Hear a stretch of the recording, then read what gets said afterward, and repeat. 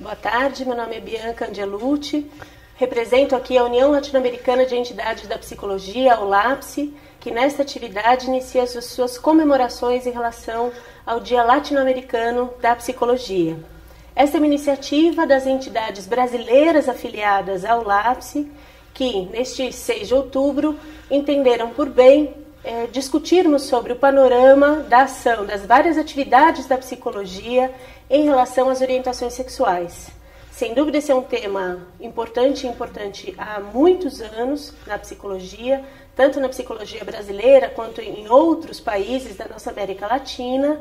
E nos últimos tempos tivemos que retomar esse debate, um debate que vinha sendo já na perspectiva de produção de avanços em relação às práticas psicológicas que cuidam e orientam pessoas em sofrimento psíquico, pessoas em relação à sua sexualidade, em relação a suas expressões de gênero, sempre numa perspectiva da produção da autonomia, da responsabilização do sujeito por aquilo que ele vive e, portanto, da discussão da homofobia, e este sendo o principal sofrimento gerado na sociedade em relação às pessoas que têm orientações sexuais não heteronormativas. Então, neste 6 de outubro, iniciamos as discussões sobre o Dia Latino-Americano da Psicologia na perspectiva de retomar o debate sobre as orientações sexuais e a função de psicólogas e psicólogos no atendimento a pessoas com orientações não heteronormativas, entendendo que o principal sofrimento de que tratamos é, ainda hoje, a homofobia. Em rápido levantamento realizado junto às instituições que fazem parte da nossa ULAPSE, que são mais de 50 instituições de 15 diferentes países.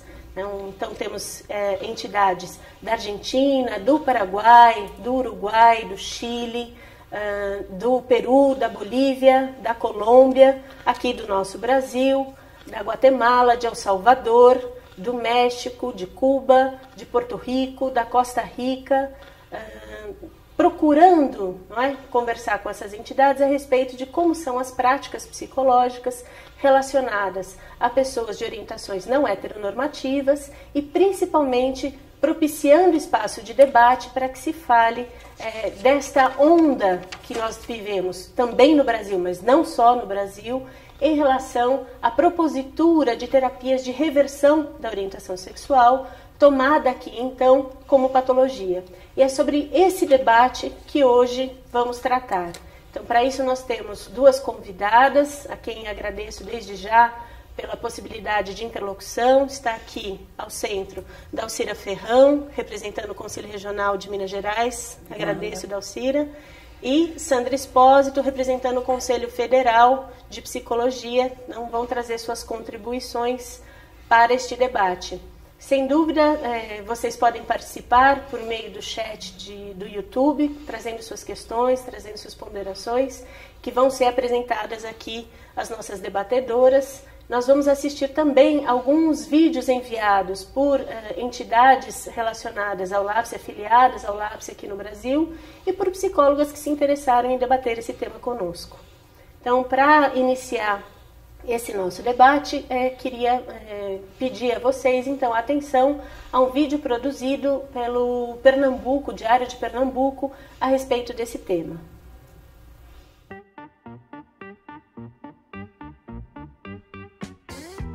No ar, o Diário de Pernambuco TV especial sobre a decisão que trata a homossexualidade como doença.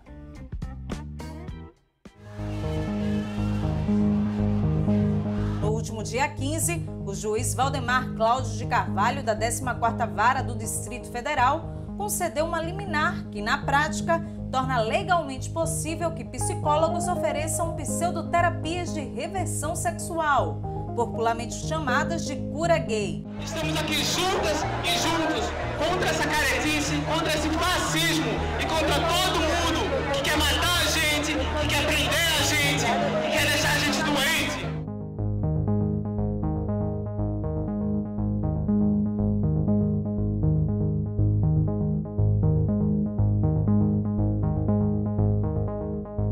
A Resolução 01 de 1999, é uma resolução do Conselho Federal de Psicologia e ela é o tema central de todo esse debate que vem acontecendo. E o que ela faz? Ela estabelece normas de atuação para psicólogos e psicólogas do Brasil quando lida com questões de orientação sexual e de diversidade. A liminar não necessariamente barrou a resolução, não necessariamente derrubou, falando em linguagem popular, a resolução.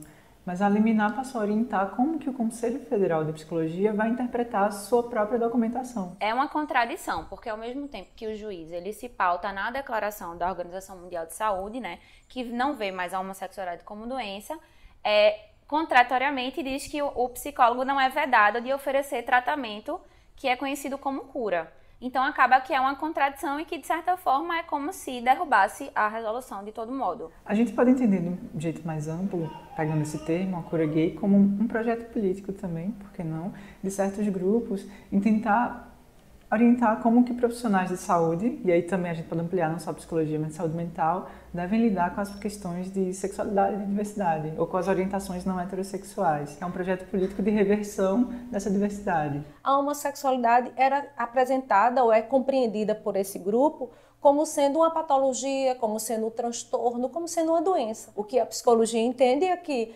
a sexualidade humana ela é diversa, ela é complexa. Então não há um modelo de sexualidade a ser atingido, a ser cumprido. Um dos argumentos centrais, né, desse ataque à resolução tem sido que profissionais são proibidos de atender pessoas LGBT que chegarem procurando atendimento. Isso é uma falácia. Ela não impede que psicólogos estudem sobre isso, né? Até porque a sexualidade humana é uma questão central na psicologia e que cabe estudo sim. Mas não é ela que fiscaliza, são os conselhos, o Comitê de Ética das universidades. Então acaba que é uma outra contradição, porque não é o Conselho Federal de Psicologia que vai regulamentar esses estudos. A orientação do Conselho e a orientação de uma série de entidades é que o profissional não olha para essa pessoa LGBT que chega com sofrimento, entendendo que ele é um sofrimento individual, que é fruto de algo de dentro da pessoa. Mas que esse sofrimento é causado pelo preconceito, pela cultura, por viver em uma sociedade que não aceita que as pessoas sejam LGBT, inclusive assassinem pessoas LGBTs. Eles veem a gente como um perigo.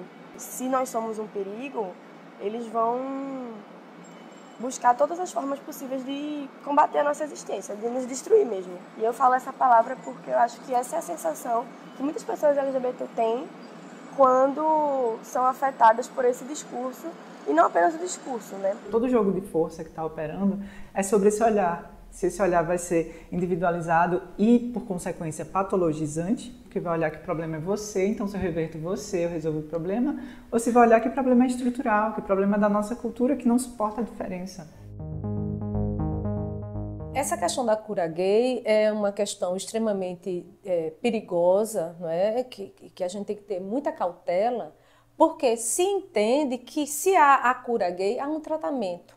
E ao longo das décadas se percebeu, se identificou pessoas que se dedicaram, né, na sua prática para poder inverter uma orientação sexual, submetendo essas pessoas, as pessoas homossexuais, a tratamentos violentos, de tortura, de agressão psicológica. Então, o sofrimento apresentado, ele precisa ser ouvido e escutado e não ser um elemento a ser trabalhado no sentido de que as pessoas vão mudar o seu comportamento para não sofrerem preconceitos. Aí é que é a armadilha. É muito confortável também achar que esses problemas, que esses transtornos são inerentes a gente e não causados pela violência que a gente sofre. É impossível você imaginar um homem cisgênero heterossexual, por exemplo, buscando apoio psicológico para corrigir a sua sexualidade e a sua identidade de gênero, porque ele não ouve rotineiramente que a condição dele é uma condição de doente. Transtornos de ansiedade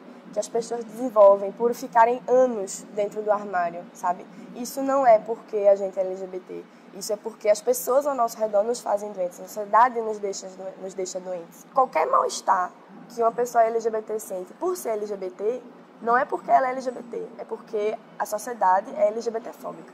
E isso é uma coisa que a gente não pode perder de vista. As pesquisas científicas que visam estudar isso, na verdade, provam o contrário, né? Tem até publicações da Associação de Psiquiatria dos Estados Unidos que vão falar que, em vez de suavizar o sofrimento psíquico dessas pessoas que chegavam com o sofrimento, na verdade potencializavam. E aí não à toa é alto índice de suicídio entre pessoas jovens, né, que se identificam como LGBT pela discriminação que sofrem na sociedade, e ao mesmo tempo essas pesquisas elas vão corroborar que nessa época em que se fazia esse tipo de tratamento de reversão sexual, aumentava-se e muito o nível de ansiedade, de depressão, de ódio a si mesmo dessas pessoas, né? E o alto índice de suicídio também. Essa liminar ela pode agravar a situação da homofobia, porque, por exemplo, muitas mídias ofereceram a ideia, ou mostraram a ideia, de que a homossexualidade é uma doença ou não. Então, para a população de uma forma geral, fica a ideia negativa de que é doença ou não. Essa polaridade é muito perigosa. Essa decisão, ela atinge especificamente as pessoas homossexuais, né? Tipo lésbicas e gays, porque transgeneridade e bissexualidade nunca foram deixadas de ser consideradas doenças. Isso é uma coisa que a gente precisa lembrar e que é extremamente importante. Pessoas bissexuais, elas são a parcela da população LGBT que mais comete suicídio. Apesar da homossexualidade deixar de constar na lista internacional de doenças desde 1990, a transexualidade ainda é considerada uma doença. Inclusive, para uma pessoa que se identifica como trans, conseguir alguns direitos, seja direito à saúde, seja direito à mudança do nome social, em alguns casos é necessário que se prove que ela é doente para poder conseguir esses direitos. Então, é uma grande pauta hoje, inclusive, na psicologia, né, a despatologização trans. Para o senso comum, de certa forma, pessoas gays e lésbicas e pessoas trans são a mesma coisa. Só que na prática não é. Uma fala de orientação sexual, outra fala de identidade de gênero. E uma das especificidades do movimento social trans e da academia que estuda sobre, que produz pesquisas sobre e para pessoas trans, vem pautando a despatologização. A gente está em processo de revisão dos manuais psiquiátricos. Ano que vem a OMS vai lançar um novo manual. E está na roda, está no debate, que nesse novo manual pessoas trans deixem de ser consideradas. O Brasil é tido, por exemplo, como um dos países que mais mata LGBTs no mundo. Sobre pessoas trans, dentro da sigla LGBT, o Brasil é considerado como o país que mais mata pessoas trans. Então é muito grave essa questão.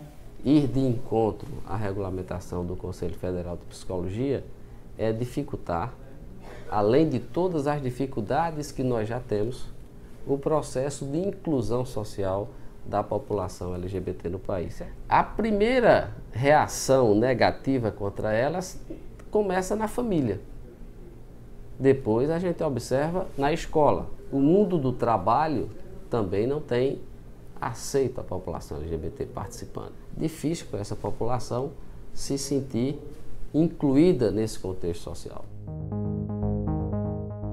Cabe dizer que não há evidências científicas que esse tipo de tratamento ele é eficaz. Pelo contrário, sobretudo porque tem uma metodologia falha e também porque é diferente o que a gente entende por abstinência sexual de reorientação sexual, né? Não é porque você deixa de se relacionar com alguém do mesmo sexo que você deixou de desejar ou de ter desejos homoeróticos. E aí, com essa liminar que suspende, ou melhor, ela não suspende, mas ela diz que o conselho não pode punir o profissional que atue dessa maneira.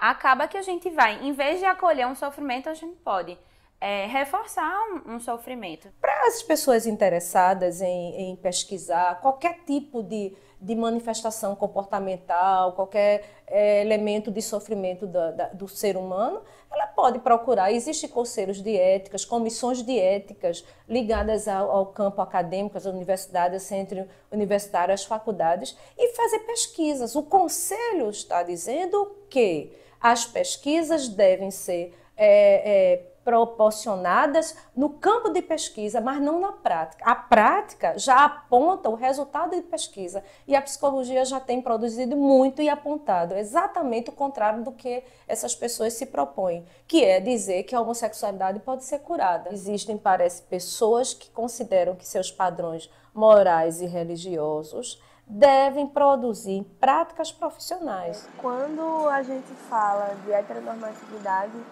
eu particularmente gosto muito de falar de heterocapitalismo, que tipo assim, o sistema econômico que a gente vive, ele não teria se sustentado se a heterossexualidade não fosse a norma. A religião teve um papel muito importante nisso para, justamente, sob a desculpa de que é uma vontade de Deus que a gente se reproduza, enfim, ficar criando sempre novas massas de pessoas que trabalhem, né?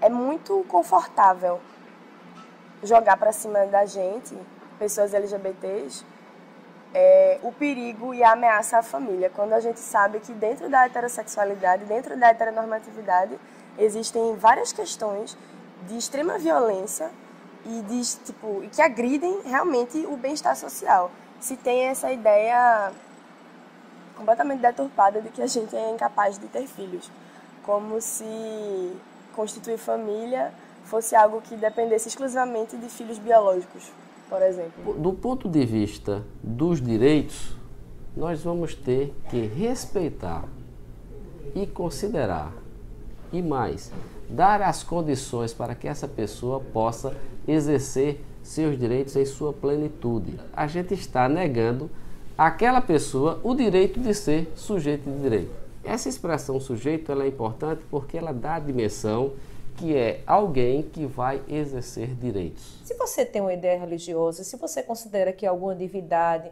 ou alguma questão espiritual conduz a sua vida, isso é um direito seu. Isso não, a psicologia não vai impedir. Agora, a psicologia não pode se reger por comportamentos religiosos quando a psicologia é uma ciência e a gente não pode se submeter a determinadas pressões religiosas ou morais.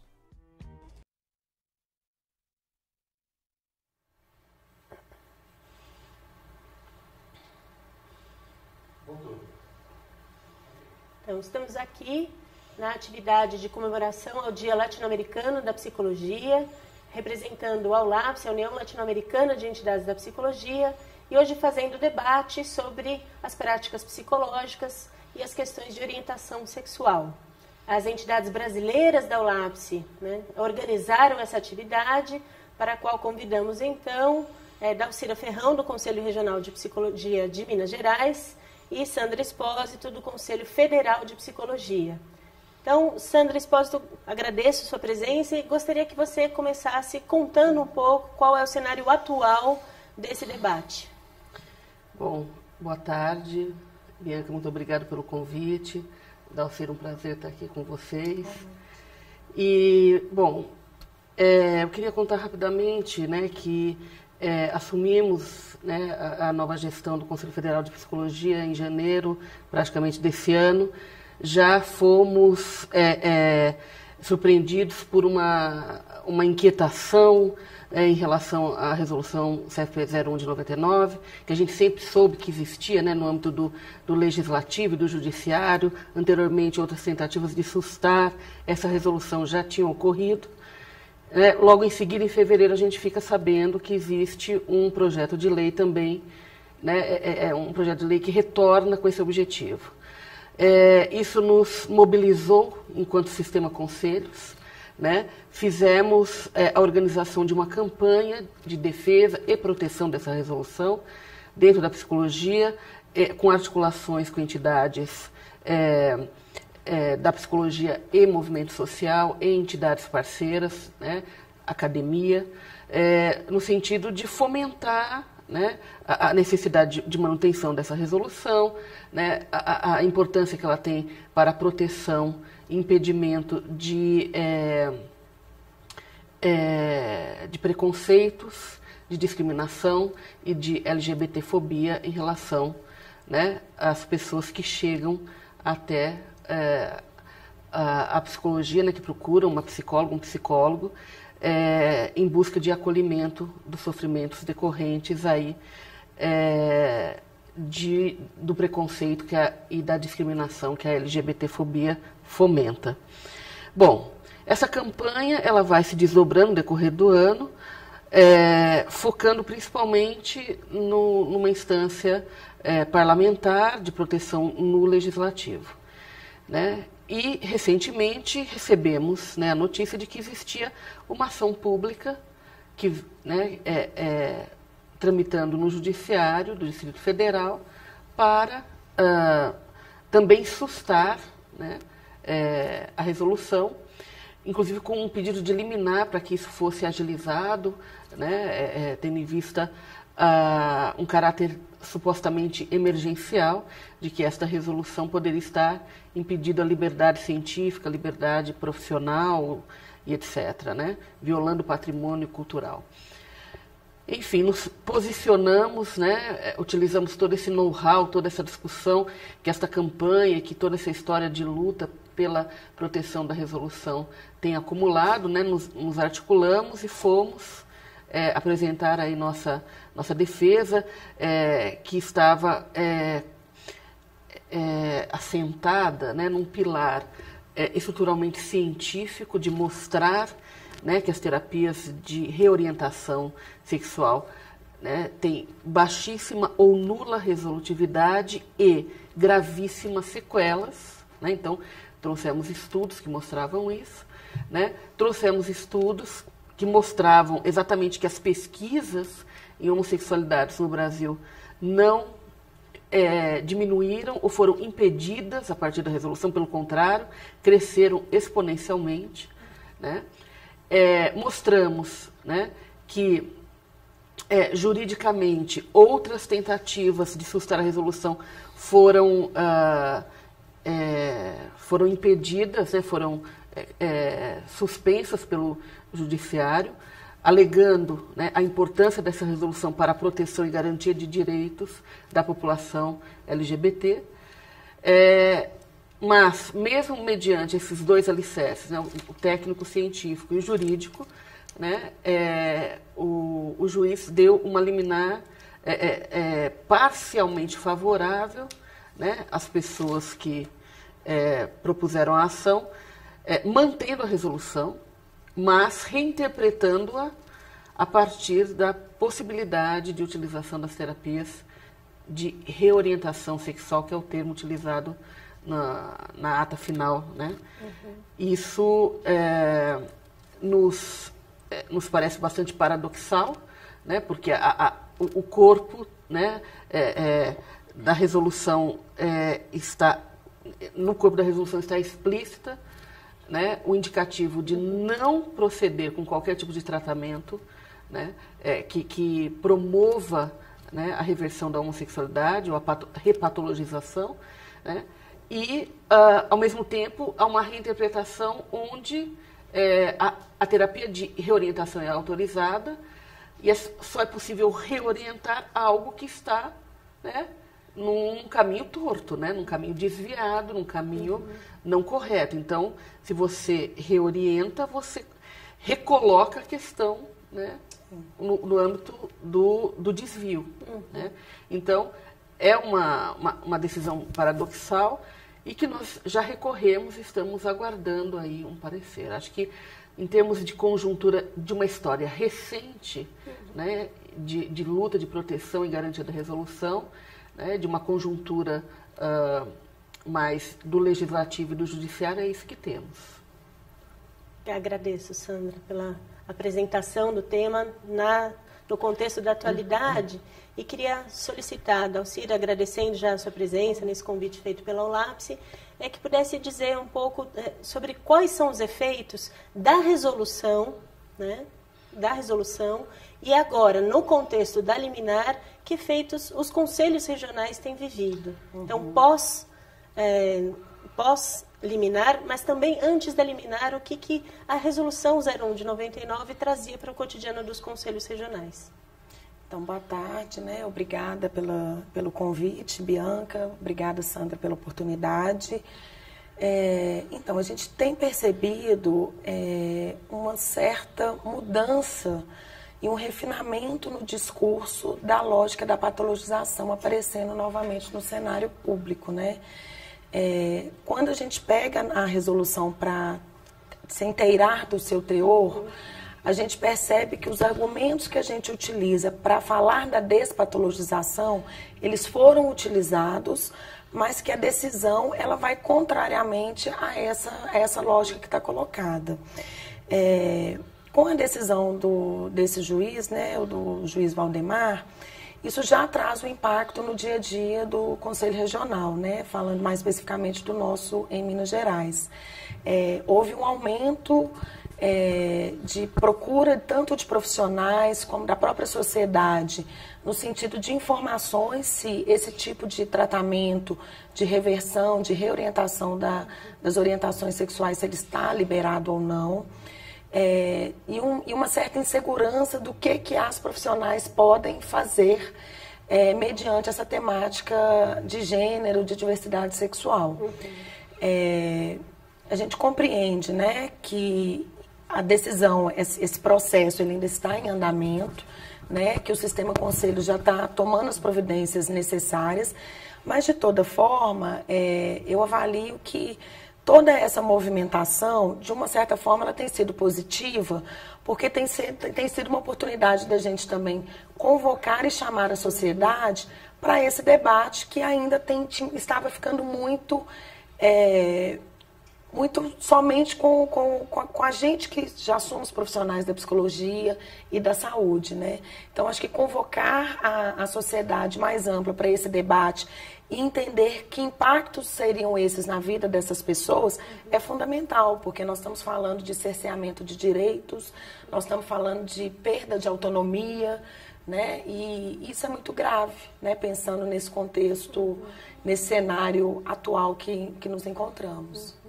Nós temos escutado em várias situações o argumento de que a Resolução 01 de 99 impediria o atendimento de pessoas em sofrimento.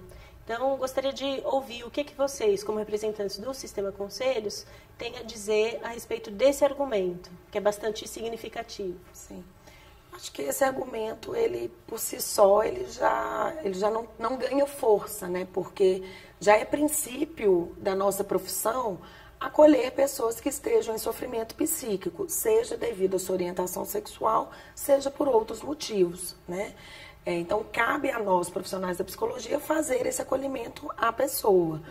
Obviamente, isso não quer dizer que acolher essa pessoa em seu sofrimento, que nós deveremos promover esse tipo de tratamento ou de oferta de tratamento nesse sentido de reversão, de reorientação.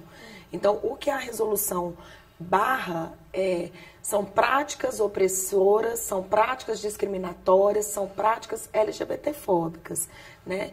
E não o acolhimento do sofrimento em si. E o atendimento psicoterapêutico, ele fica e se torna importante até para entender as causas e os impactos da LGBTfobia na vida dessa pessoa, compreender e trabalhar um pouco essa questão da própria autoaceitação e principalmente também da aceitação social, que eu acho que é uma das grandes questões aí que trazem sofrimento para os sujeitos, né? Que estão aí com orientações que não sejam heterossexuais.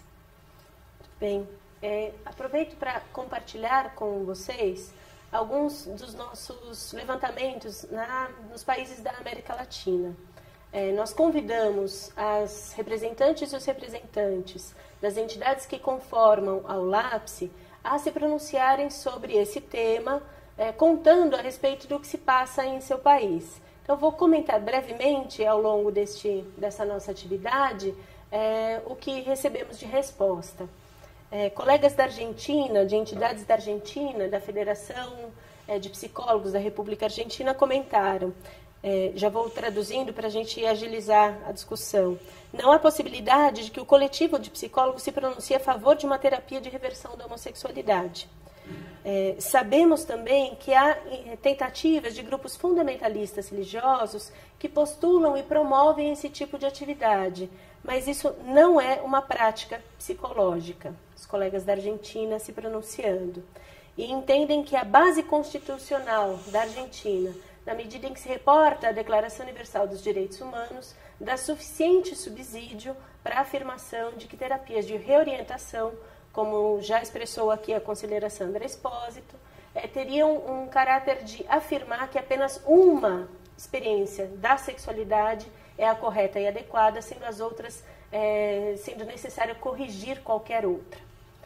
Colegas da Bolívia falando da importância dessa discussão, porque há ainda setores da universidade que fazem a formação misturando aspectos da ciência psicológica com práticas de algumas denominações religiosas. E daí a formação de profissionais da psicologia a partir de uma específica denominação religiosa traria um conflito para a garantia da qualidade ética nos serviços prestados em psicologia.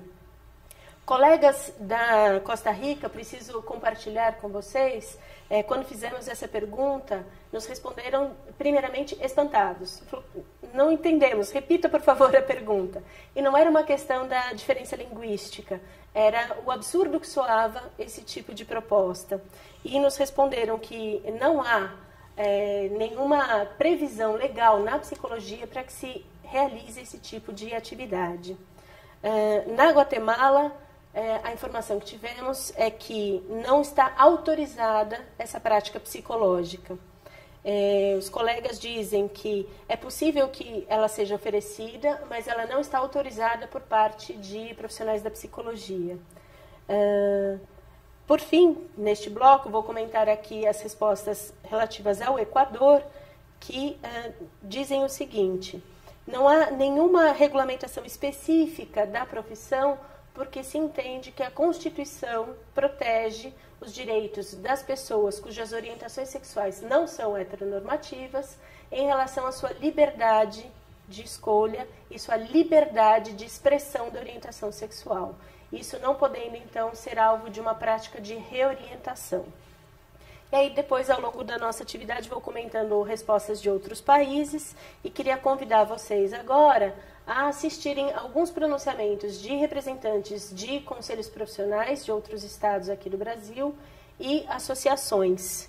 Então, o representante do Conselho Regional de Santa Catarina, Ematuir de Souza, a representante do Conselho Regional de Psicologia de São Paulo, Luciana Estopa, e a representante da Associação Brasileira de Psicologia Escolar e Educacional, Lígia Viegas, agora tem voz e vez na nossa atividade. Vocês devem estar acompanhando a polêmica em torno da Resolução 0199, né? A decisão judicial, a liminar judicial, que coloca a possibilidade de práticas de reorientação sexual. E quando nós estamos falando isso, é importante dizer que nós estamos dizendo, né, ou afirmando que existem orientações sexuais que supostamente precisariam ser corrigidas ou reorientadas. E já sabemos quais são. Normalmente, a homossexualidade e a bissexualidade sendo colocada novamente no rol da patologia ou no rol do desvio. Já há muito tempo, a psicologia brasileira e a psicologia latino-americana não considera as orientações sexuais como patologia. Portanto, né, nós consideramos aqui do CRP12, em acordo com o Conselho Federal de Psicologia, um verdadeiro retrocesso, que em 2017 nós venhamos novamente discutir ou colocar como pauta as orientações sexuais no rol da patologia do desvio. Isso é um retrocesso e, conforme afirmou o Pedro Bicalho, diretor do Conselho Federal de Psicologia, não será a psicologia brasileira, e digo mais, não será a psicologia latino-americana que vai promover violência, exclusão ou estar em desacordo com os princípios fundamentais de direitos humanos. Obrigado. O Brasil é um dos países que apresenta maiores taxas de violência e homicídios direcionados às pessoas LGBT. O Conselho Federal de Psicologia, em suas atribuições e por meio da Resolução 01 de 99, estabeleceu parâmetros para atuação profissional com relação à orientação sexual. Trata-se de uma resolução pautada em princípios internacionais da Organização Mundial de Saúde, da Associação de Psicologia Norte-Americana, que reafirmam que a homossexualidade não é uma doença. Contudo, há um movimento de setores conservadores da nossa sociedade no sentido de sustar marcos legais e jurídicos que garantem direito e cidadania às pessoas LGBT. É importante salientar que a resolução não impede o atendimento psicológico às pessoas em conflito com sua orientação sexual e identidade de gênero, mas a resolução veda as práticas psicológicas que se destinem a curar desejos e práticas sexuais e que tendam à conversão à heterossexualidade e à cisgeneridade. A resolução também veda as psicólogas a se pronunciarem no sentido de propagar preconceitos sociais às pessoas LGBT ou pessoas que tenham identidade sexual e de gênero não hegemônicas. É importante pensar que o Conselho Regional de Psicologia de São Paulo, no sentido de produzir orientações da categoria, em 2016, construiu um importante documento que orienta as práticas profissionais, documento pautado em princípios éticos, técnicos e científicos, que busca auxiliar as psicólogas na construção de práticas pautadas em direitos humanos e na promoção da dignidade e da qualidade de vida de pessoas e de coletividades. Nesse sentido, reafirma os princípios do Sistema Conselhos e do Conselho Regional de Psicologia de São Paulo. Não há cura para quem não está doente. Recentemente foi reaberta a polêmica em torno da chamada cura gay a partir da decisão de um juiz de que psicólogos estão autorizados a fazer atendimento na perspectiva de curar homossexuais, o que contradiz uma normativa do Conselho Federal de Psicologia. Nós, da Associação Brasileira de Psicologia Escolar e Educacional, nos posicionamos de maneira contrária à decisão desse juiz, reafirmando a importância do documento do Conselho Federal de Psicologia. No campo da educação especificamente, que é onde nos situamos, vamos reiterar a importância de se discutir gênero nas escolas, de forma a reforçar nos processos de formação desde a criança pequena um debate sobre uma questão que, quando calada, se torna um tabu, mas não deixa de existir. Haja vista os inúmeros processos de violência que crianças sofrem na escola, seja por serem meninas, seja por terem aqueles chamados trejeitos em relação à sua orientação de gênero ou à sua orientação sexual. Um debate sobre gênero numa sociedade que ainda pratica estupros coletivos e violência contra mulheres e a população LGBT é mais do que urgente no processo formativo desde a primeira infância no campo da educação infantil, prosseguindo pelo ensino fundamental, médio e também no ensino superior. Então, entendemos na psicologia escolar e educacional que esse debate deve ser realizado, deve ser aprofundado e que, na medida em que a gente consegue formar crianças que respeitam a diversidade sexual e as orientações de gênero, a gente vai alcançar uma sociedade efetivamente mais inclusiva e que reconhece a diversidade como um valor e não como um impedimento. Então, estamos aqui debatendo a questão das atividades psicológicas, né, a possibilidade do exercício profissional da psicologia e as orientações sexuais. Então, convido aqui as pessoas que estão nos assistindo a se pronunciarem no chat do YouTube. Estamos aqui recolhendo as questões e vamos passar às nossas debatedoras. Gostaria de solicitar, então, a Sandra Espósito, nossa representante do Conselho Federal de Psicologia, que relatasse um pouco em que se apoia essa propositura de uma ação que busca cessar os efeitos, né, da Resolução 01 de 99 e apoiada na ideia de reorientação sexual. Bom, o foco de argumentação, né, que embasa a busca pela terapia de reversão tem uma sustentação ainda numa categorização do CID-10 que a gente entende que é possível que mude, que se chama egodistonia por orientação sexual. Este argumento é muito utilizado pelas pessoas que almejam fazer a reversão sexual, psicólogos e outros profissionais, grupos, né, diversos da sociedade têm trazido à tona essa categorização. Então, é apoiada na classificação internacional de doenças. Exatamente. Na patologia. E qual? Você pode repetir para a gente, então? Egodistonia por orientação sexual. Tá.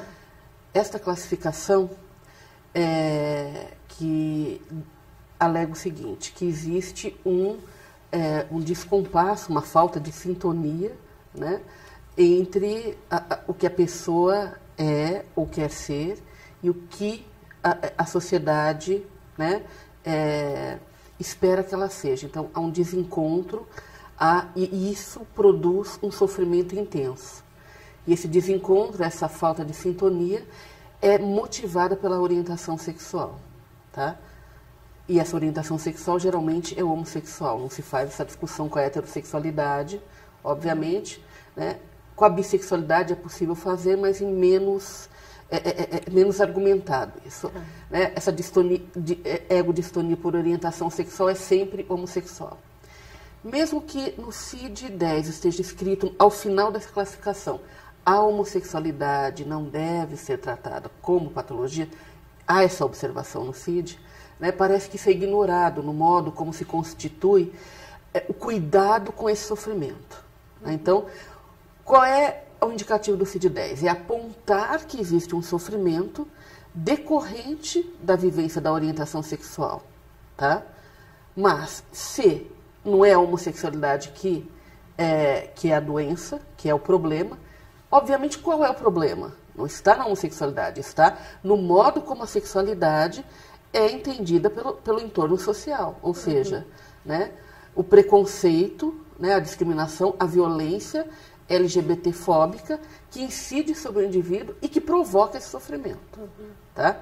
Esse é o entendimento, inclusive, numa leitura atualizada dessa classificação. Só que essas pessoas, elas invertem, né, essa leitura da ego-distonia, dizendo que o sofrimento é decorrente da homossexualidade, então vamos mudar, vamos reverter essa homossexualidade para que essa ego-distonia seja tratada. Né? Nós entendemos, sim, há sofrimento decorrente da LGBT-fobia. Né? Só que o lugar de enfrentamento desse sofrimento, né, é o entorno social. Né? Não é a vivência e o desejo, né, e as práticas sexuais, né, homossexuais. Né? Então, eu acho que, assim, nós também estamos acompanhando, né, estudos que têm pedido, né, e alertado a equipe que está montando o CID-11 para retirar né, a ego-distonia por orientação sexual da classificação, até por eles estarem observando que esta classificação, apesar de não ter a intenção de repatologizar, tem sido utilizada por segmentos da sociedade para fazer essa repatologização. Então, há uma preocupação na comunidade científica internacional com essa classificação, pelo uso, né, vamos dizer assim, cientificamente equivocado que tem se feito, né? E a gente tem tentado retomar essa discussão no sentido de localizar a intervenção de cuidado, né, não na mudança, não na reversão, e sim, né, no reposicionamento, na ressignificação da pessoa que está em sofrimento, da LGBT-fobia que incide sobre ela. Né? Então, nesse sentido, eu queria aproveitar a discussão e compartilhar aqui uma solicitação vinda pela internet da Patrícia Batista, que diz: boa tarde, eu gostaria de saber como é que o profissional psicólogo deve se posicionar frente à terapia de reversão sexual no cenário atual. Então, Círia, você pode comentar essa questão para a gente? Sim. Eu acho que, primeiramente, a gente não perder de foco que nós temos outras também normativas e legislações que respaldam o fazer da psicologia com compromisso ético, profissional, teórico, metodológico, embasado em princípios que não trazem esse campo da discriminação para a atuação da profissional. Né? Então, a gente tem como referência maior o nosso Código de Ética Profissional e outras normativas que já estão, que continuam vigentes, que continuam em curso e que a gente deve, sim, fazer referência para ter um atendimento com qualidade e que respeite as identidades. Eu penso que o profissional da psicologia, nós temos que sempre ter esse cuidado de não utilizarmos de que lógicas cis-heteronormativas também oprimam esses sujeitos, oprimam esses corpos, né? E é esse o cuidado que eu acho que temos que ter primeiramente. Então, trabalhar e discutir isso com esse sujeito, compreender os impactos dessa LGBTfobia e trazer, talvez, tirar um pouco essa discussão, um pouco do campo da individualidade e trazer um pouco mais do campo das relações sociais, porque o sofrimento, ele aparece decorrente dessa relação social, dessa interação. Então, acho que esse também tem sido um esforço de tirar as discussões da sexualidade também do âmbito individual, privado, e trazer também para o âmbito público, das relações sociais, para a gente conseguir avançar e trabalhar essas relações. Bem, nós temos algumas outras questões referidas aqui à identidade de gênero, diferenciando das discussões sobre orientações sexuais, nós vamos tratá-las em breve. Então, Manuela Pedreira, William Nascimento, Greta Souza, em breve já comentamos aqui as suas questões. Queria continuar apresentando aquele levantamento que já fizemos aqui nos países da América Latina. Apresentei algumas discussões trazidas por colegas de outros países. Queria dar sequência, trazendo agora algumas contribuições feitas a partir do México, do Paraguai, do Peru, de Porto Rico, a respeito aqui do nosso tema. Os colegas do México dizem que não há uma legislação específica na psicologia proibindo a utilização de práticas como a da reorientação da sexualidade, inclusive porque existe uma compreensão da política de saúde, né, a partir da Secretaria de Saúde, inclusive, de que essa não é uma prática que deva ser disponibilizada em saúde. Então, estamos falando não só do profissional da psicologia, como de outros profissionais da saúde também. No Paraguai, as colegas compartilham conosco, e gostaria de usar este momento também para expressar a nossa solidariedade. No Paraguai ainda não existe uma lei de regulamentação do exercício profissional da psicologia. E as colegas psicólogas e os colegas psicólogos do Paraguai têm se mobilizado bastante nesse sentido.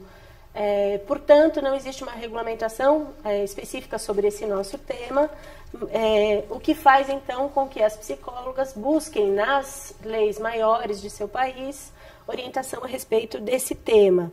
E nos declaram, então, que do ponto de vista da formação profissional e da compreensão a respeito do que seja o trabalho da psicóloga e do psicólogo no Paraguai, essas práticas não são reconhecidas.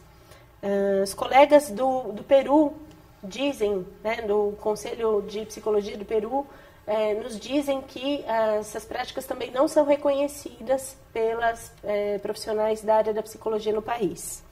Em Porto Rico, os colegas nos dizem que não está autorizado o exercício desse tipo de terapia de reorientação em Porto Rico, ainda que se saiba que alguns setores de algumas denominações religiosas utilizam a formação complementar também de profissionais em psicologia para ofertar esse tipo de atividade. Em nome da psicologia, o que tem colocado também os colegas de Porto Rico na mesma discussão que nós estamos fazendo aqui.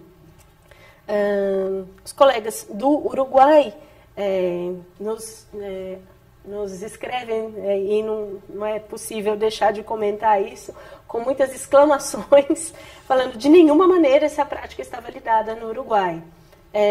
Nós somos um país laico, que respeita a liberdade religiosa, mas que não guia as suas práticas profissionais a partir de nenhuma religião. E nesse sentido, então, respeitamos a diversidade sexual desde a Declaração Universal dos Direitos Humanos. E diz que terrível o que está acontecendo no Brasil, que se demonize a diversidade sexual.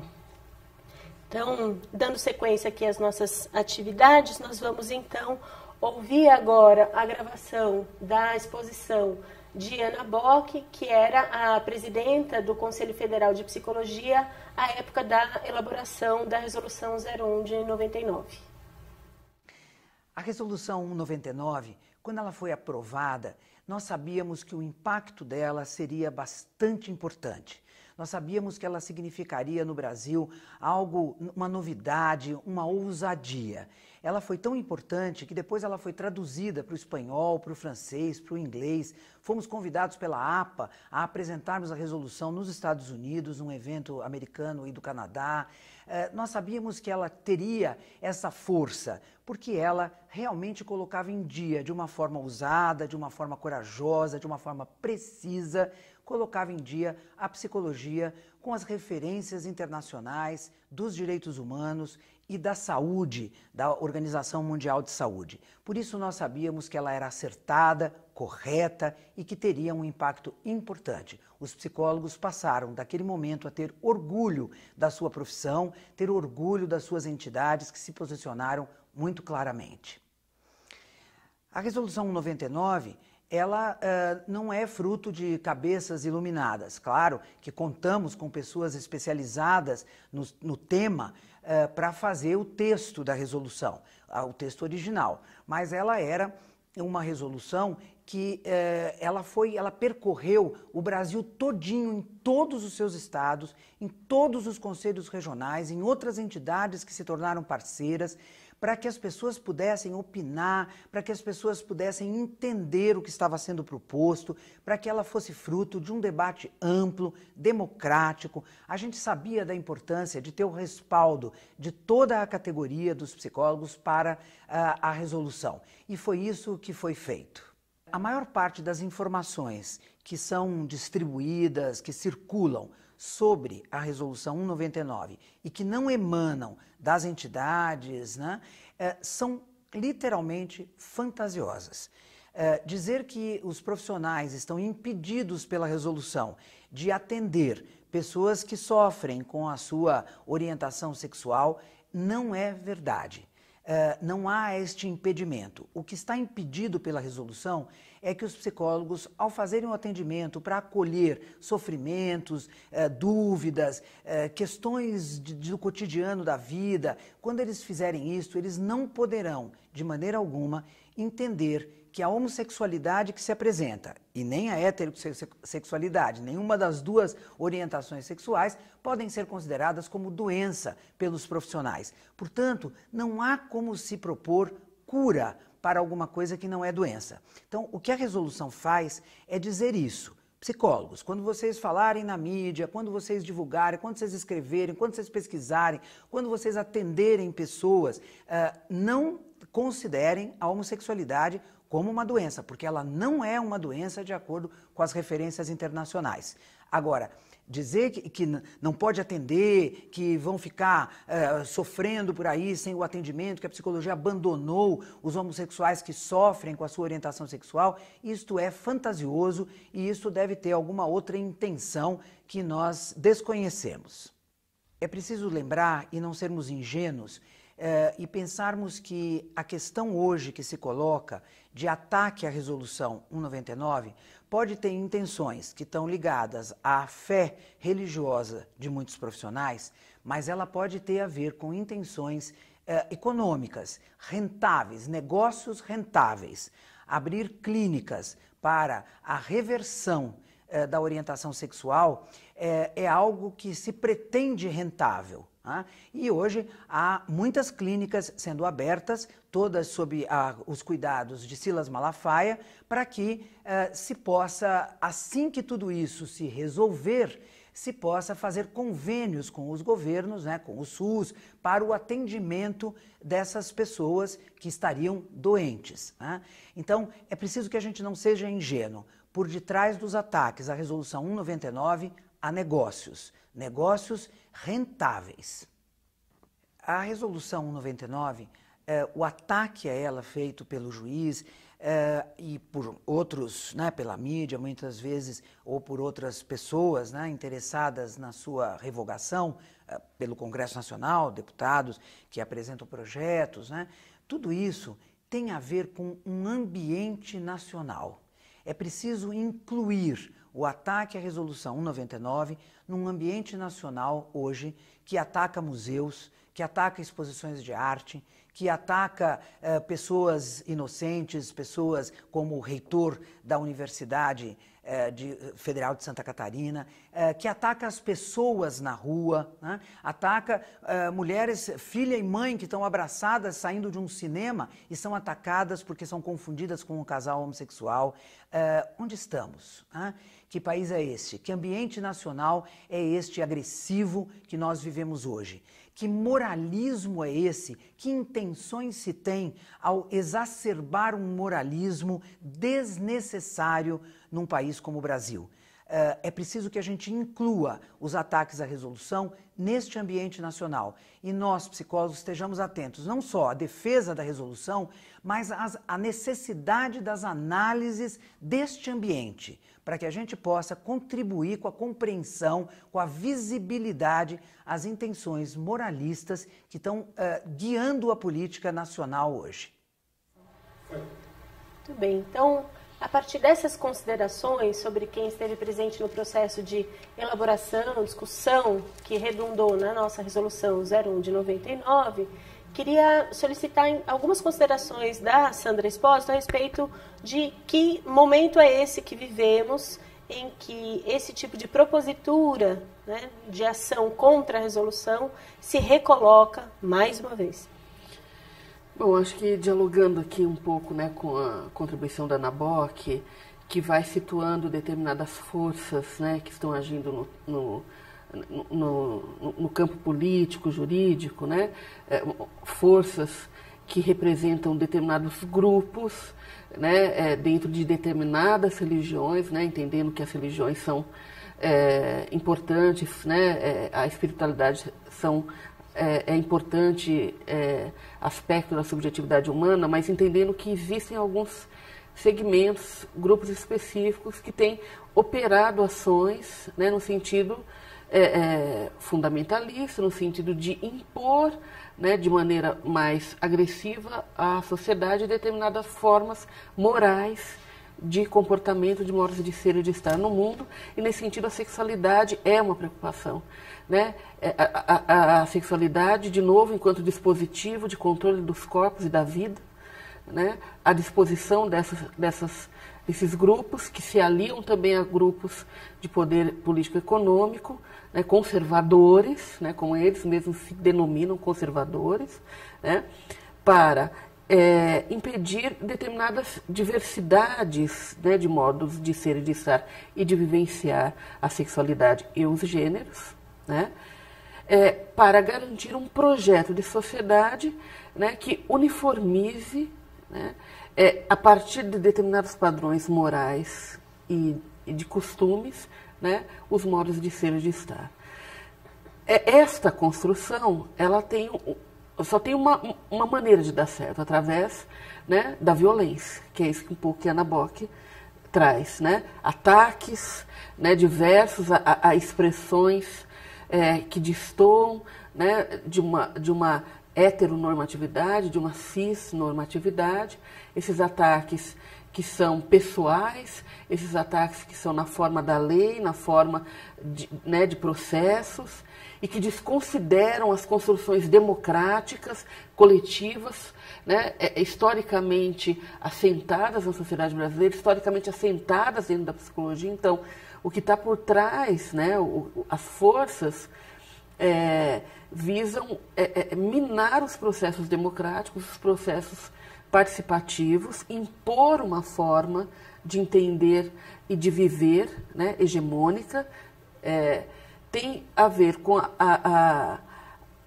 retração das lutas contra, né, as violências estruturais, LGBTfobia, né, o machismo e o racismo, né? Essas lutas elas vão sendo impedidas de avançar e retrocessos vão acontecendo, né, em diversos campos. Nesse sentido, a 01 de 99 é um campo de disputa, porque na medida em que você derruba a 0199, você autoriza determinado grupo de profissional de atuar sobre os indivíduos, padronizando-os dentro de uma norma que é a heteronorma. Né? Você legitima, através de uma ciência, de uma profissão que não se propõe a isso, né, uma violência, impedindo modos de ser e de estar no mundo, formas de desejar, né, práticas de afetos, né, e de vida. Sandra, nós podemos falar também da existência de um anseio mercadológico em relação a quem e como faria esse cuidado? Entre aspas, cuidado? Sim. Acho que a fala da Ana Bock já dá uma pista sobre isso, né? E a gente tem que considerar que estamos numa sociedade capitalista, todas as ações, né, de amplo espectro sempre tem um interesse econômico, né, uma oportunidade de negócio por trás disso, né, possibilitar, né, que um serviço de reorientação sexual seja oferecido em diversos espaços dos cuidados à saúde, né, com certeza potencializa, né, o oferecimento, né, desses serviços e a lucratividade desses espaços. A gente está falando de clínicas, nós estamos falando de comunidades terapêuticas que já poderiam, inclusive, estar fazendo isso. Estamos falando de profissionais autônomos que vão oferecer essa terapêutica. Estamos falando, né, de tentativas, inclusive, de possivelmente colocar isso nas políticas públicas. Né? Sim, eu acho que tudo isso compõe um espectro, né, de mercantilização das terapias de reorientação sexual. Então, Cira, nós poderíamos falar, então, do retorno de uma lógica que é segregacionista e asilar? Então, a discussão da luta antimanicomial, né, acho que ela se faz necessária nesse momento também, onde a colocação dessa patologização das identidades, ela começa também a criar essa possibilidade aí desse tipo de oferta desses serviços, né? Então, com as clínicas, com os hospitais aí ofertando esse tipo de demanda, a gente retornar a práticas e a lógicas manicomiais, e a gente sabe a quem elas serviram durante tantos anos, né? A quem estava ocupando esses lugares, né, os hospitais gerais, os manicômios, né, e que muitas vezes as discussões desses corpos passavam também pelas questões de orientação sexual e de gênero, associando a uma certa loucura, né, já que esses corpos divergiam dessa cis-heteronorma colocada, imposta socialmente. Então é preocupante, né, que em 2017 a gente esteja retomando essa discussão da luta antimanicomial, né, e bancando mesmo enquanto um projeto, uma proposta de uma ciência que não segregue e que não viole esses sujeitos. Eu vou ler aqui algumas das contribuições enviadas pela internet e gostaria de ouvir os comentários de vocês.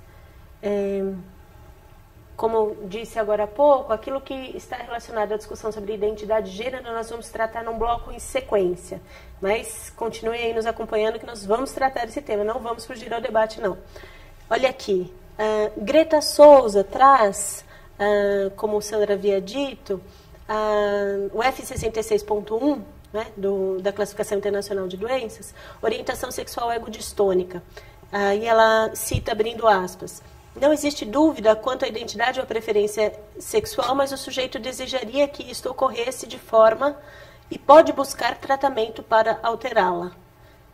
Aí ela comenta, vocês não acham que dessa forma que o CID apresenta poderia ser confundido completamente com curar algo que afinal não é doença, já que se utiliza uma descrição de tratamento para alterar a situação? Aí a Beth Todd comenta, homossexualidade é doença na cabeça de doentes. Homofobia é doença e é crime. Greta Souza comenta, momento de rever a própria maneira do CID de escrever. E aí, Suia Freitas nos conta aqui que os psicólogos do governo do estado do Ceará estão reunidos para o debate. Agradecemos, esperamos aqui as contribuições. E aí, alguns outros comentários da Beth Todt. Moralista sem moral, fanatismo religioso, fundamentalismo neopentecostal, com projeto de poder totalitarista. Suia Freitas diz que os psicólogos e as psicólogas também da Ouvidoria de Direitos Humanos do Ceará estão presentes aqui nos acompanhando. E, por fim, O José Ronaldo comenta algumas coisas aqui a respeito da página do Conselho Federal, que vem sofrendo ataques com comentários de pessoas com perfis se dizendo psicólogas, contrárias à resolução. E qual seria, então, o posicionamento do Conselho Federal em relação a isso? Peço que a Sandra, na sequência, comente. E aí ele diz o seguinte: não seria hora de considerar tais comentários como itens colaborativos referentes às ideias de tais psicólogos, sendo dignos de punições no que diz respeito ao que consta no Código de Ética? E, por fim, dizer que Bianca Roca aqui nos agradeceu, falando que boa essa iniciativa, e Hugo Ribeiro também, feliz por disponibilizarmos o vídeo na integralidade depois. Então, para aquelas pessoas que não podem nos acompanhar hoje em toda a atividade, depois podem nos acompanhar, porque o vídeo fica gravado e vai ser apresentado nas mídias sociais da ULAPSE. Então, passo a vocês aqui para os comentários a respeito das contribuições das colegas. Sim, de novo, eu acho que com as demandas que têm chegado no Conselho Regional de Psicologia de Minas Gerais, para a gente fica muito nítida o papel dos conselhos e do sistema conselhos nessa perspectiva, né? Primeiramente, fazermos essa orientação e fiscalização dessas demandas, né, que muitas vezes podem estar passando por situações de desinformação, de desconhecimento, e, obviamente, em casos que a gente perceba que as intervenções orientativas, elas são finalizadas sem nenhuma eficácia, a gente deve, sim, tomar outras providências, inclusive no sentido de zelar pela nossa profissão em ciência e pela laicidade da nossa profissão. Eu acho que fica muito limite essa discussão entre ciência e religiosidade. A gente tem percebido essa onda conservadora, inclusive tomando o cenário dos cursos da formação em psicologia, numericamente expressiva quantidade de pessoas que têm essa vinculação de cunho religioso mais conservador, mais fundamentalista, se aproximando da nossa ciência e profissão.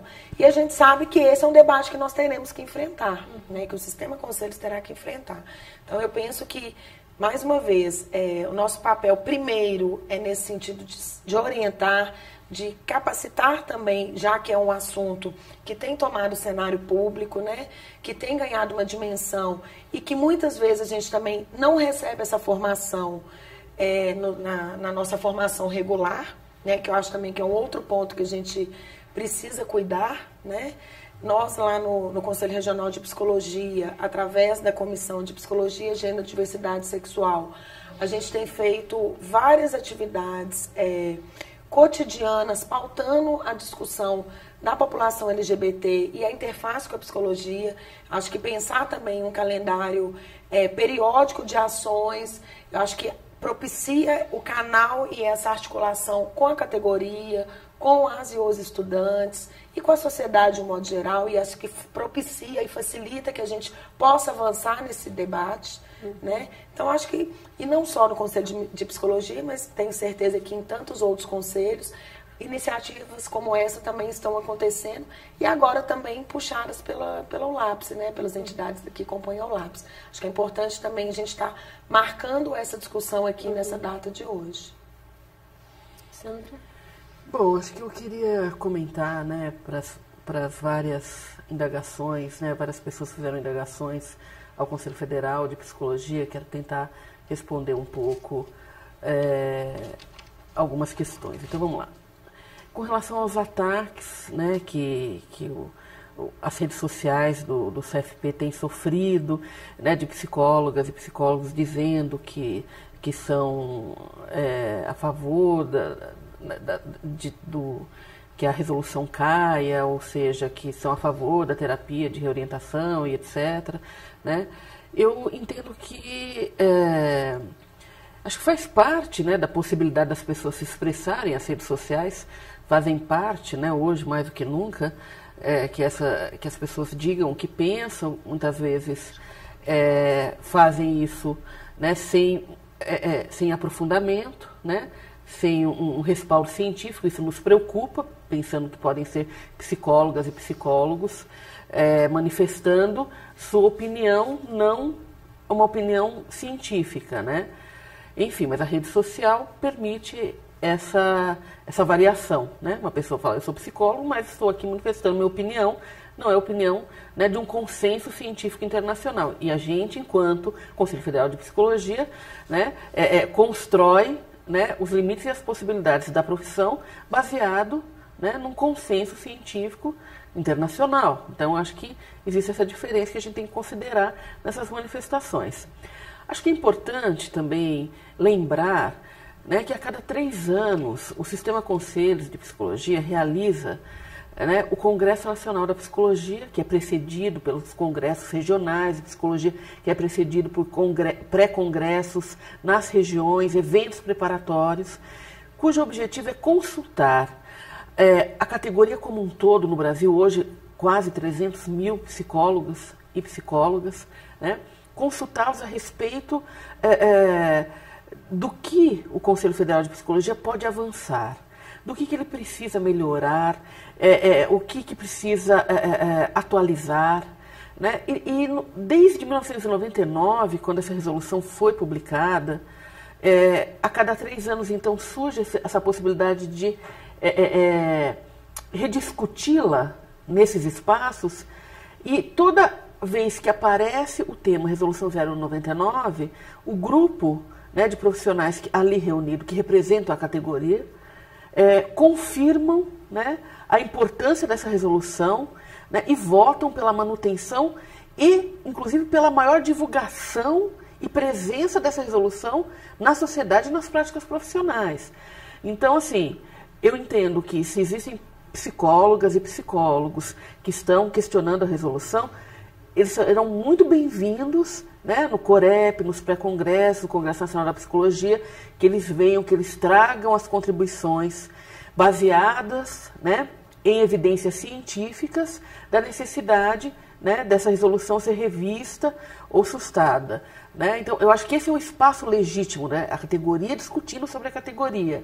Né? Mas, infelizmente, esses profissionais ou não estão presentes nesses espaços, ou se estão nesses espaços, né, não conseguem, vamos dizer assim, ter legitimidade para suas posições e procuram espaços alternativos no âmbito do judiciário, no legislativo, né, que não são os espaços exatamente legítimos para legislar sobre uma profissão.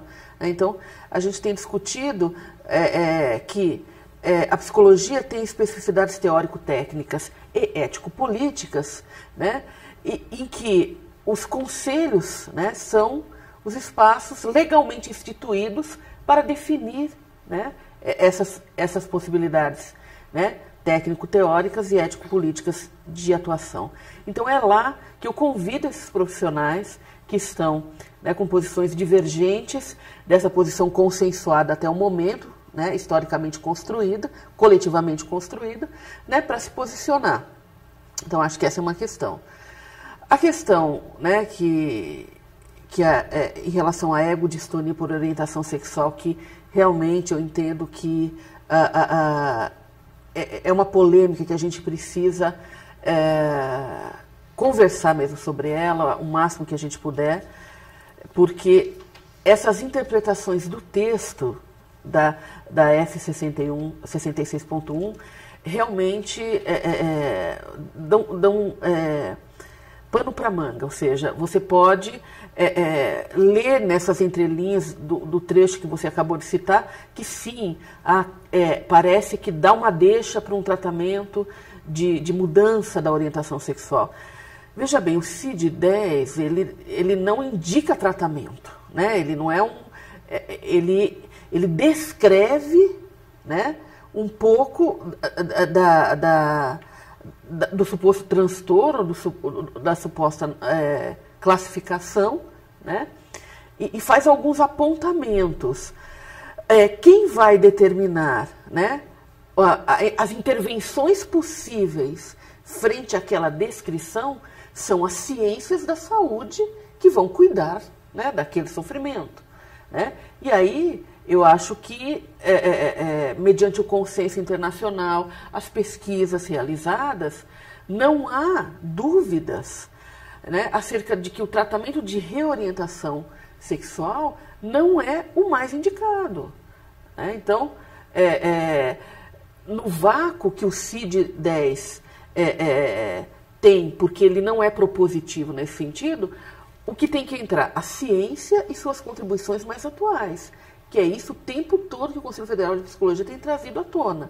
Né? Tem demonstrado com material, com produção, com referências, né, que não dá para fazer a terapia de reorientação sexual porque ela não funciona, né? Porque ela é violenta e a psicologia não pode estar a serviço de promoção de violência, né? Essa é uma questão para nós muito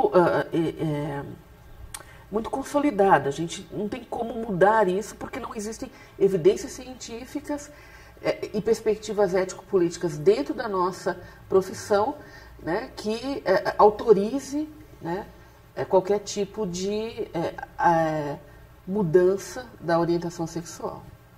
Eu queria aproveitar essa fala da Sandra Espósito e dizer que a ULAPS esteve presente como observadora durante o Congresso Nacional de Psicologia por meio da presença de um dos seus conselheiros que fazem parte do Conselho Executivo, o Davi Ramírez Acunha, né, que é o nosso secretário administrativo. Ele é costarriquenho e esteve presente acompanhando as atividades do Congresso Nacional de Psicologia, até porque a ideia é pensarmos em outros países da América Latina como podemos avançar no processo participativo em relação às deliberações, às diretrizes para o exercício da nossa profissão. Então fica aqui registrado o agradecimento da ULAPS e também ao convite que lhe foi feito lá em 2016 para participação no Congresso Nacional.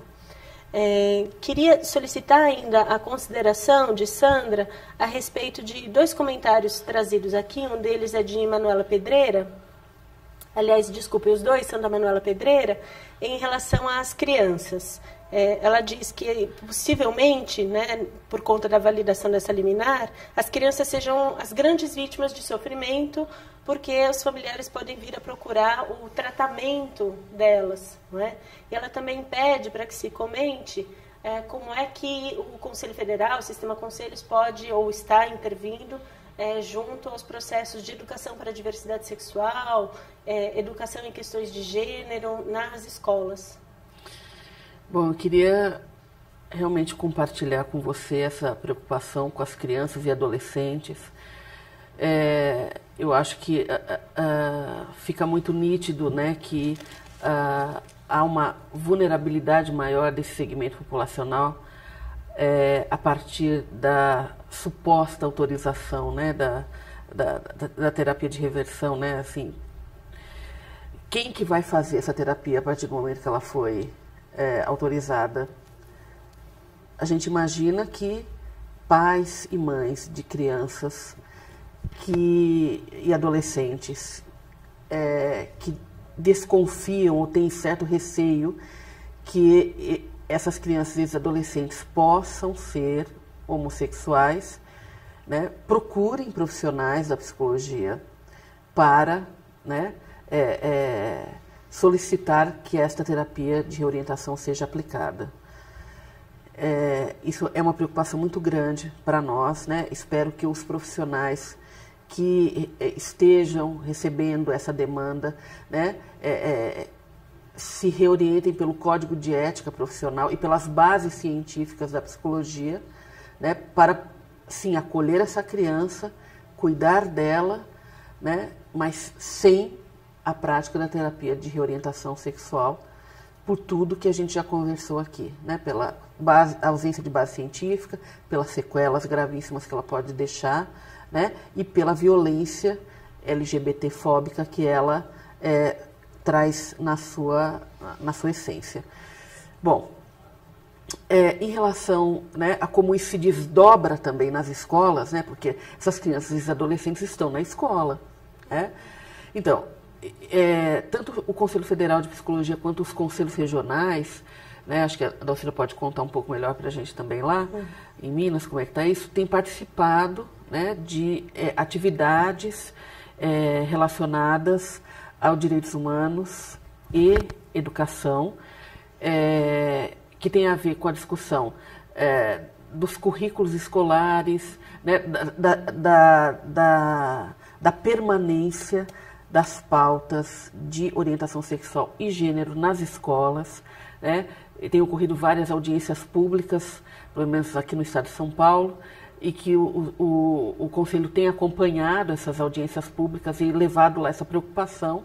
A gente sabe também que essas audiências públicas têm sido um espaço de muita disputa, né, de concepção, de embate sobre a questão de gênero, a questão de sexualidade. Aliás, eu convido, né, as pessoas que estão nos acompanhando e que estão favoráveis, né, à manutenção das discussões de gênero e das discussões, né, de sexualidade nas escolas, que compareçam a essas audiências para mostrar, né, a importância de se discutir isso para o enfrentamento das violências LGBTfóbicas, machistas e racistas, né? Enfim, acho que essa discussão, né, sobre a interlocução nas escolas, né, também ocorre nos regionais, né, de modo mais descentralizado, e no Conselho Federal, na ampliação dessa discussão com as entidades da psicologia, principalmente a ABRAPE, né, que também foca sua atenção para o contexto escolar e o papel da psicologia lá dentro. Então, assim, acho que produção de debates, produção, né, de eventos e de interlocuções com as políticas públicas, a gente, na verdade, nunca parou de fazer e tem só aumentado a quantidade de participação, né? Nesse sentido, Sandra, queria dizer que tem um colega aqui na internet, não sei se eu vou pronunciar o nome corretamente, eu acho que é Chupanes, e que não ficou muito explícito o que o colega quer comentar. Então, peço que ele escreva mais para a gente, em detalhe, o que ele está querendo que nós debatamos. Ele fala: as posições expostas do ponto de vista do construtivismo social ignoram por completo todas as teorias do desenvolvimento. Que posições, expostas por quem, quais teorias do desenvolvimento, qual é a questão que você quer trazer para a gente aqui para o debate, por gentileza. Dizer que Rodrigo Toledo também aqui se pronunciou, ótimo debate, importante contribuição das companheiras e da ULAPSE para toda a categoria. Forte abraço do CRP São Paulo. Então, enquanto aguardamos aqui a explicitação da questão trazida pelo colega, vou pedir para que a gente assista, então, o vídeo enviado pela colega Juraci. Se a psicologia serve para demarcar diagnósticos, né, para estabelecer o que é normal e o que não é, por outro lado, a psicologia também, não só no Brasil, mas mundialmente falando, tem feito muito para desconstruir isso. No caso, por exemplo, das identidades trans, o Conselho Federal de Psicologia, por exemplo, tem desde meados de 2014 uma grande campanha pela despatologização das identidades trans. Então, há todo um trabalho que o Sistema Conselhos vem fazendo, por exemplo, em relação à diversidade sexual, das portarias normativas e resoluções do Conselho Federal de Psicologia. Até hoje a mais combativa mais combatida é a 01 de 1999, que diz explicitamente que a homossexualidade não é doença. Menciona, e depois das respostas que os conselhos regionais deram também a várias interpelações dos ministérios públicos estaduais, me lembro especialmente do Rio de Janeiro, né? Todas essas respostas vão mencionar organismos internacionais com a participação da psicologia, por exemplo, a Associação de Psicologia Norte-Americana, a APA, a APA, a famosa APA, que há muitos anos, né, tem colaborado para essa discussão. O DSM-4 retirou há muito tempo a homossexualidade, o CID também, que é o Código Internacional de Doenças. No entanto, a transexualidade permanece lá. Então, essa é uma luta ainda muito forte que a gente tem levado pela despatologização, né, das identidades trans. E, no caso da política brasileira, a política pública, acho que em relação, né, às identidades trans, que é o processo transexualizador via SUS, a psicologia foi muito tímida, no meu entender. Ela soltou normas técnicas, por exemplo, em que ela não derruba a exigência de 2 anos para psicoterapia. Esse caráter compulsório, no meu entender, precisa ser enfrentado, né? Ele precisa ser desconstruído rapidamente, porque eu não consigo compreender, primeiro, se não é doença, para que a necessidade da psicoterapia, e segundo, não se mantém nenhum vínculo terapêutico, no meu entender, a partir desse caráter compulsório. Isso é exatamente o contrário do que a gente pretende. Isso para mencionar 2 motivos rápidos, né?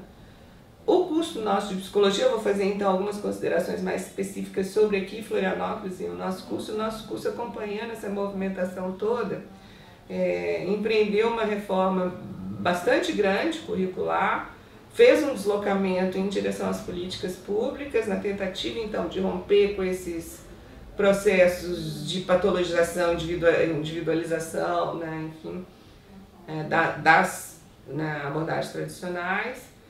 E nesse deslocamento, algumas coisas importantes foram realizadas, dentre elas a implantação de algumas disciplinas obrigatórias, que no caso brasileiro ainda são bastante raras nos cursos de graduação como obrigatórios, com esse caráter de obrigatoriedade.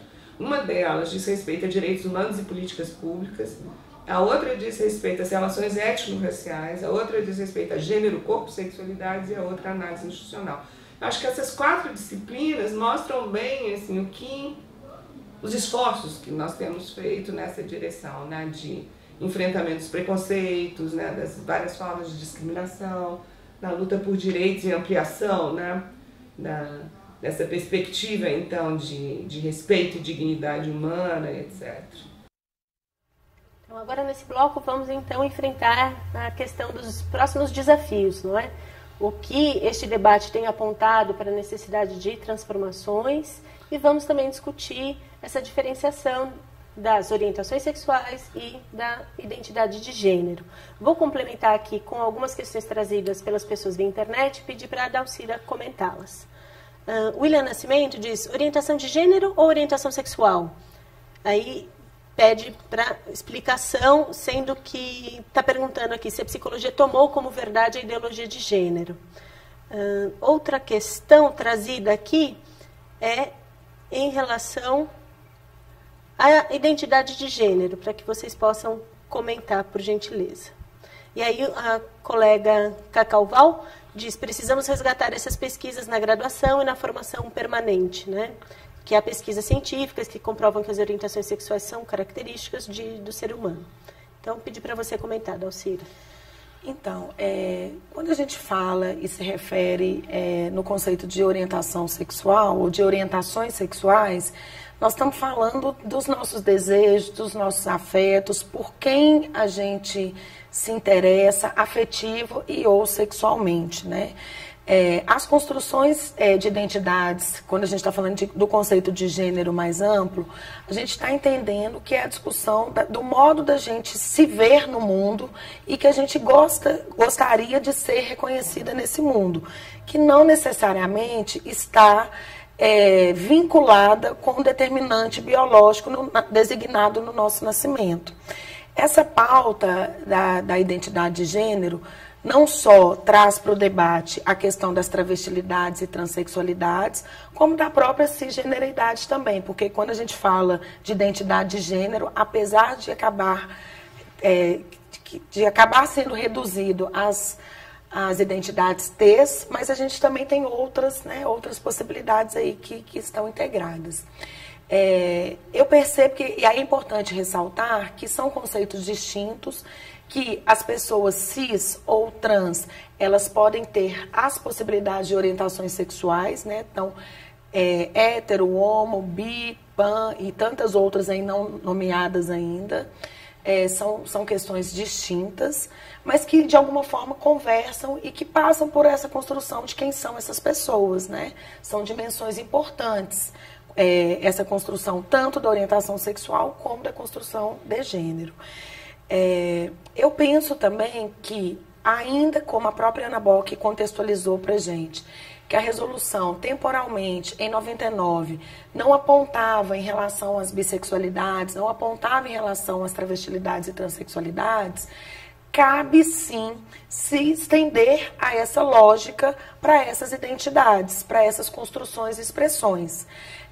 O Conselho Federal de Psicologia, o Sistema Conselhos, ele já lançou uma nota técnica que fala do atendimento de profissionais da psicologia no que se refere ao processo transexualizador no SUS e onde explicita publicamente a lógica despatologizante, a ideia de não entender as identidades travestis e trans enquanto doença, enquanto desvio, enquanto patologia. No mesmo sentido das homossexualidades. Então, no meu entendimento, cabe também que a nossa resolução ela possa se estender a essas identidades. O Sistema Conselhos já vem fazendo discussões internamente, também com os conselhos regionais, de fazermos uma revisão dessa nossa normativa, dessa nossa norma técnica e criar uma resolução específica que contemple já essa diversidade e essas atualizações no tempo e espaço historicamente, né? Então, acho que é importante também dizer que isso já está em curso, né?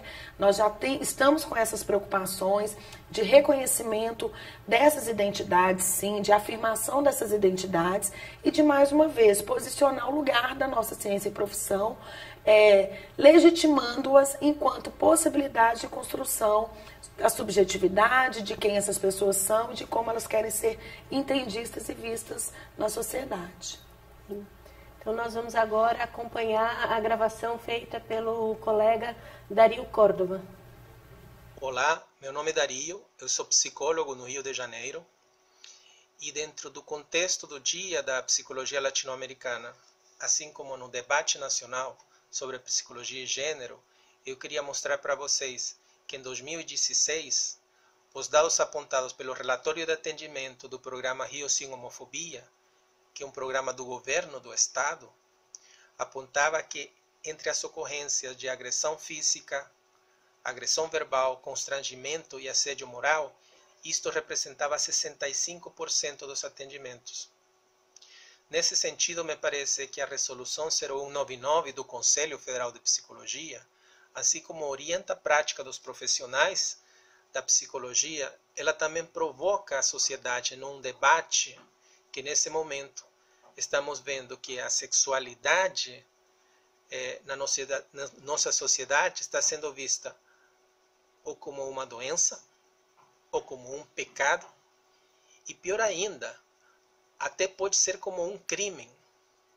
Isso me parece muito importante de refletirmos agora, porque a questão da diversidade sexual no nosso país não é apenas uma trama de conceitos como vem sendo debatidos academicamente.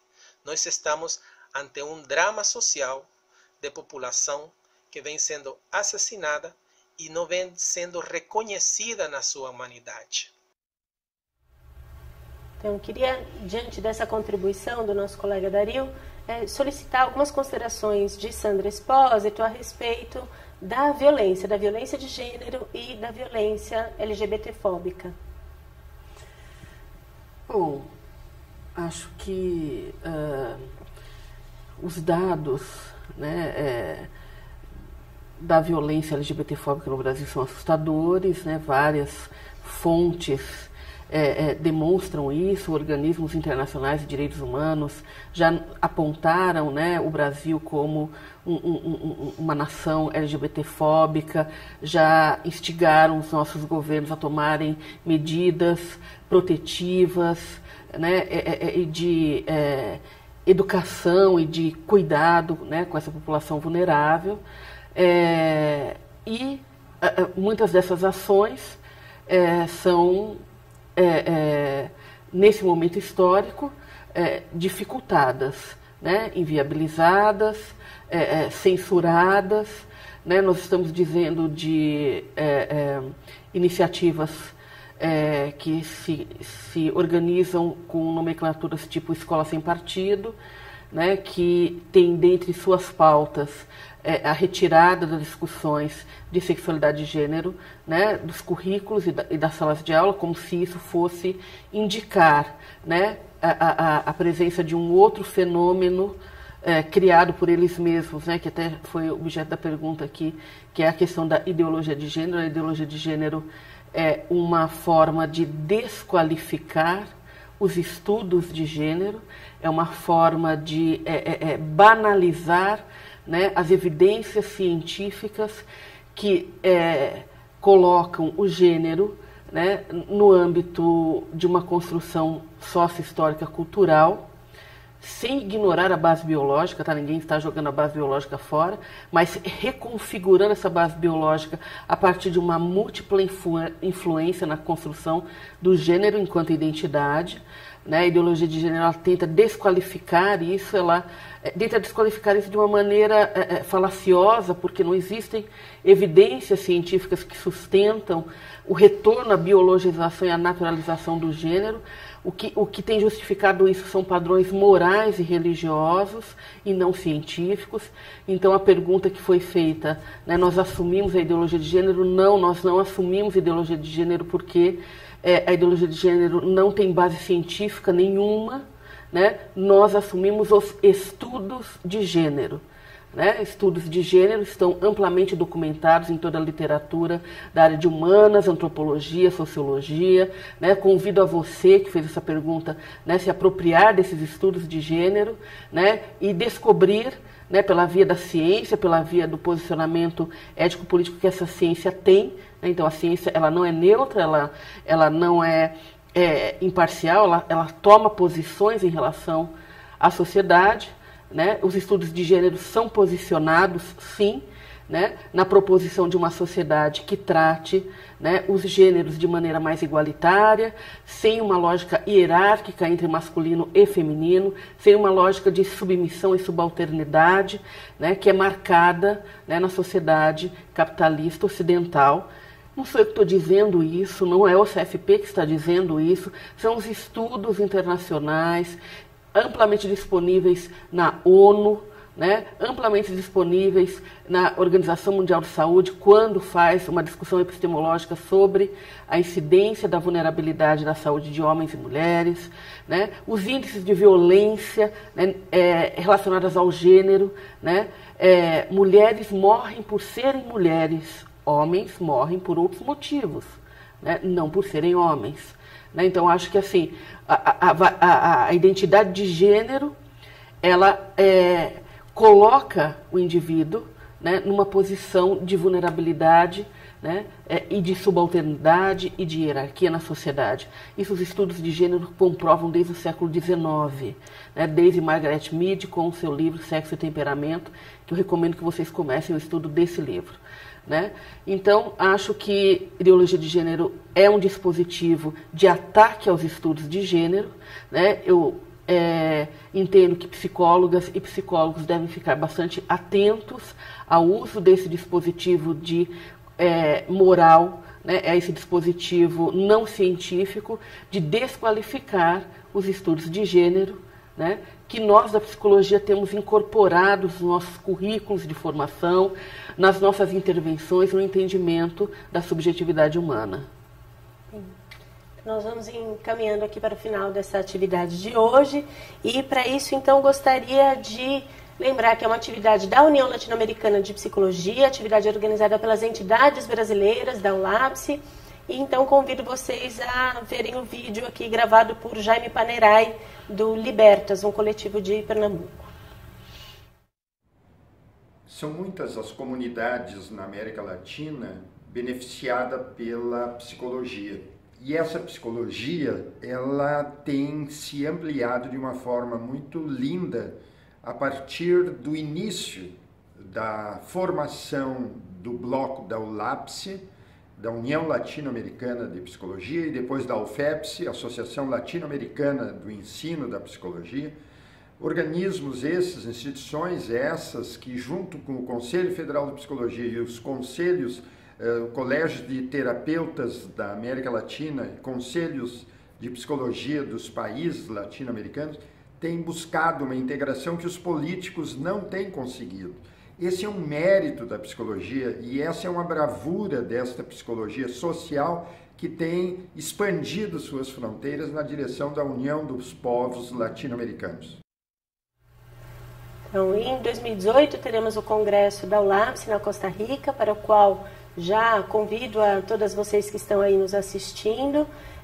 Queria dizer que a ULAPSE tem vários grupos de trabalho acontecendo, são várias as temáticas de que tratamos. Uma delas que também nos é muito cara é a dos povos originários desta América Latina. E com isso, então, peço a atenção de vocês para a gravação de uma colega nossa, que é Nono Guarani Comecoredo Lima, que traz aí uma contribuição para que não esqueçamos dos nossos povos originários, trabalho central da ULAPSE. Olá, meu nome é Nono Guarani Comecoredo, sou indígena da etnia Boibororo e acadêmica em Psicologia da Universidade Federal de Mato Grosso. E como mulher indígena Boibororo, venho reivindicar para que seja garantido e respeitado os direitos dos nossos povos originários, lembrando que cada povo tem a sua singularidade. Portanto, é necessário que haja uma atuação em que leve em consideração os saberes e as práticas de cada povo. Pensando no bem-estar dos povos, é imprescindível que seja priorizado a contratação de profissionais indígenas em seu território. É preciso que os profissionais da psicologia estejam comprometidos com as nossas causas, respeitando o que para nós é sagrado. Para nós, povos indígenas, a terra não é apenas um lugar para morar e nem para fins lucrativos. A terra é vida, é cultura, é sagrado. É onde realizamos nossos rituais. É onde viveram nossos ancestrais. É tradição, é onde tiramos parte dos nossos alimentos. É saúde, é educação. Demarcar a terra é garantir a nossa saúde física, mental e espiritual. Portanto, demarcação. Passo a palavra a Dalcira Ferrão, que faz o convite para a participação de uma das atividades aqui da ULAPSE. Então, amanhã o Conselho Regional de Psicologia de Minas Gerais, ele vai promover o debate América Latina, uma leitura geopolítica do capitalismo contemporâneo. Teremos como convidada a Sueli Maiara Pérez de Oliveira, que é uma historiadora, e a Vanilda Aparecida dos Santos, que é psicóloga, que vai fazer uma análise dessa conjuntura na América Latina. Então, imperdível, amanhã a partir das 9h30, pode acompanhar no nosso Facebook, facebook.com/CRPMG. E além disso, Bianca, eu gostaria também de pedir as pessoas para acompanhar e conhecer o nosso GT de Mulheres e Interseccionalidades na América Latina. O objetivo desse GT é pensar as pautas aí das mulheres, é pensar esses marcadores dessas interseccionalidades racial, geracional, classe, né? De gênero propriamente dito, pensar essa não autonomia dos corpos, esses processos de violências, o feminicídio e essas discussões, sim, em relação às orientações sexuais e às construções desses corpos, né, cis e trans, também estarão dentro das nossas discussões. Então, bacana, né? Assim, acho que é importante também informar dessa iniciativa da ULAPSE, que também tem ampliado aí o seu olhar sobre as questões das mulheres e trazendo aí sua interface. Então, agradeço a participação, Dalcira, a nossa representação aqui do Conselho Regional de Psicologia de Minas Gerais. Agradeço a oportunidade, me coloco à disposição, coloco o Conselho Regional de Psicologia à disposição e reafirmo o nosso compromisso ético-profissional no enfrentamento da LGBTfobia e em defesa da Resolução 0199. Obrigada e boa tarde. Sandra Espósito, representando aqui o Conselho Federal de Psicologia, agradeço por sua participação. Também agradeço o convite, a oportunidade de a gente conversar sobre esses temas muito importantes na atualidade para a psicologia e para a sociedade brasileira, né? Eu acho que um tema que parecia mais restrito a um aspecto ético-político ou técnico-teórico nosso, foi expandido para toda a sociedade, para os movimentos sociais. Eu acho que é isso, né? A psicologia para a sociedade brasileira, a psicologia atendendo às demandas, né, que a sociedade nos coloca, sempre numa posição de enfrentamento da violência, sempre numa posição de defesa dos direitos humanos. É essa psicologia que queremos e vamos defender até o final. Né? Obrigada. Então, em nome da União Latino-Americana de Psicologia, eu agradeço à TV PUC pela possibilidade aqui de realização desta atividade e a cada uma das entidades brasileiras afiliadas ao LAPSE que concorreram na organização de tudo isso que hoje realizamos aqui. Quero convidar vocês a algumas outras atividades que ainda se darão em função da comemoração do 8 de outubro, o Dia Latino-Americano da Psicologia. Se puderem colocar aí na tela para a gente poder ajudar os colegas a conhecerem. Tem a roda de conversa acontecendo aí no Rio de Janeiro, na data de de 10 de outubro, às 14 horas. A outra atividade que acontece é no 9 de outubro, a partir das 18 horas, no Pernambuco. E a terceira atividade é do convite que fica aí para o Congresso Latino-Americano de Psicologia, que vai acontecer na Costa Rica entre 26 e 28 de julho de 2018. Que as nossas diferenças linguísticas, que as nossas diferenças culturais, que as diferentes formas de realizar o exercício profissional possam ser um elemento de troca, de reafirmação da potência da América Latina e não de acirramento, né, das disputas. Este é um momento em que a América Latina precisa se reconhecer em sua solidariedade em relação aos diferentes países que nos conformam e fica aqui o convite especialmente às brasileiras e aos brasileiros que muitas vezes, em função de serem minoria linguística, se sentem meio isoladas, um pouco ressabiadas de participar das atividades, mas quero dizer que todas as nossas atividades são bilíngues e, na verdade, plurilinguísticas, porque o idioma é aquele que nos permite a comunicação, e é isso que valorizamos na ULAPSE, que seja o portunhol selvagem, não é? Então, não fiquem amedrontadas com as diferenças linguísticas, vamos fazer disso motivo de encontro. Então, até a ULAPSE Costa Rica em 2018. Até!